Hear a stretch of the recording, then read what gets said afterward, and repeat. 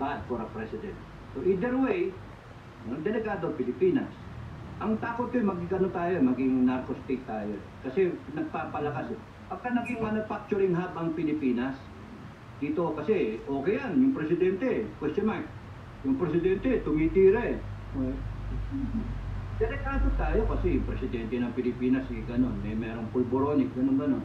Maglalakas ang loob ng magnet yun. Magnet sa mga drug syndicate.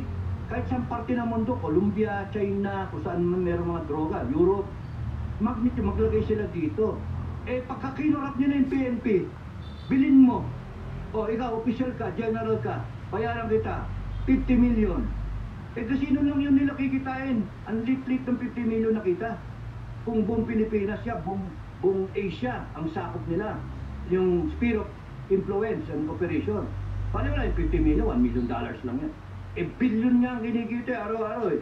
So, ay nako, Filipinos, if you want that kind of, go ahead, tulugan nyo lang to. Tulugan nyo lang to. And, walang sisihan sa bandang huli. Back to you.